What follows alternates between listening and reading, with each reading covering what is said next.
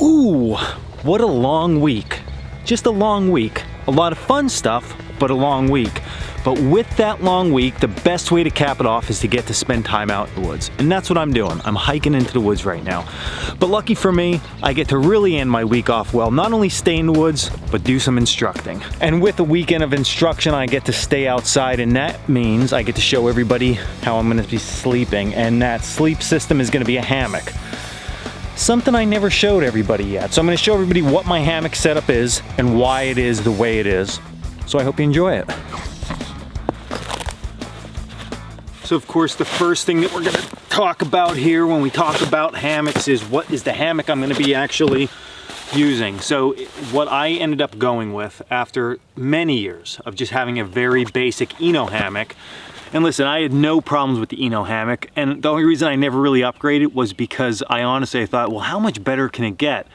So many people told me it can be so much better, and I just didn't believe them. And then finally, I bit the bullet. I met Dutch from Dutchware. I met Alex, who also works in the shop. We just like hit it off. And I thought, all right, I gotta bite the bullet. I'm gonna get into it. Bought a Dutchware hammock. And hammock camping does get better than an Eno hammock. Now that's not saying anything bad about Eno hammock in general, but the whole reason I went with Dutchware was the simple fact, number one, he's from Pennsylvania, I'm from Pennsylvania, so you gotta support people that are in Pennsylvania if you're from that state. And then everybody I talked to loved Dutchware gear, so I thought, well, that's who I'm gonna go with, and I'm happy I did.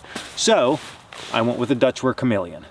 So my Dutchware Chameleon hammock is a single layer hammock. Now the reason I went with a single layer hammock and not the double layer is because when I really thought about it, I thought there's no time that I can really ever see myself putting a pad in between the two layers. Now I know there's some other things like, well, bugs can't bite you as quickly through the double layer. I heard that before, but I just thought in general, I'm not going to stick a pad because I knew I was gonna get an underquilt at some time. So that's really the only reason I went with the single layer hammock. As far as material weight, the extra large that they make, I believe it only comes in 1.6 Hexon fabric, and I honestly also was not worried too much about the weight of that because I normally just walk into a stationary camp and that's where I'm at, so weight was not an issue for me. I also have a bug net on here, and this is one of their symmetrical bug nets, so depending if I lay with my head to the left or to the right to get that flat lay position, the bug net itself is going to adapt to that no matter what. So I went with that bug net. I leave that on pretty much year round. I also got one of the holders on the hammock just to keep my cell phone and my headlamp, and this thing works out great on their Ridgeline. So as with any hammock then, what about suspension systems? That's just like almost mind-blowing when you really look into it. Now with my old Eno hammock, I had one of the daisy chain setups and it just seemed like it worked fine. And then I got a pair of whoopee slings and I was like, oh my God, this even works better. And then when I went with the Dutch hammock, I was like, well, hold on. Now what am I gonna do with it? And then I thought about it a little bit more and I thought, you know, I really like the fact that I can use webbing. I can use this webbing from my hammock for other things if I would really need to. So I ended up going with some type of webbing, and that was this spider webbing.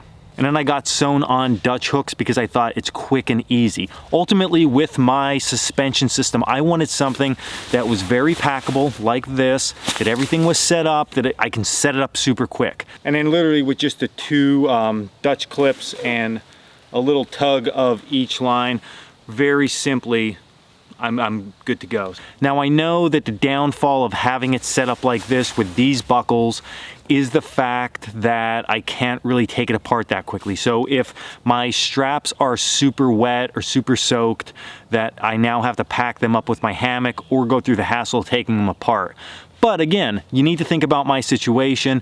My situation is I'm normally at a base camp. So if I have to pack up wet straps with my hammock, I'm really just packing them back to the car probably. So I could take it home and dry everything out and it's not a huge issue. I'm not hiking that I need to day in and day out set up a new camp. So ultimately it was just about a quick, easy setup, something that when everybody sent up their sleep gear, I'm the first one set up. It just makes me feel a little bit better that I know that everything's in one package, and especially in dark conditions, I know everything's right there. I'm not gonna drop anything, I'm not gonna lose anything. It's super quick, super easy. And then to finalize my setup, I have a continuous ridge line and the Coalcracker tarp from Dutchware. and that's it. So I have my tarp, my hammock. Now, of course, I have an underquilt and overquilt. If you're really interested in that, I can do another video on that one. They are hammock gear, overquilt and underquilt. And I can say from the very cold temperatures I slept in this past winter with it, whew, superb. So very cool setup that I have overall. But anyway, that's the hammock setup. I know I showed that in another video not too long ago, but I want to tell you exactly what my hammock setup was set up like, what components were in it, just so if you are in the market for a hammock, I mean, it could be a little bit mind-blowing. It was mind-blowing for me when I first got into that culture.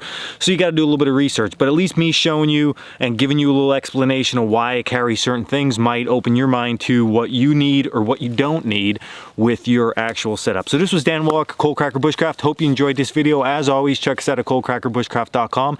And until next video, stay in the woods. Sun's going down. I'm going to lay down soon.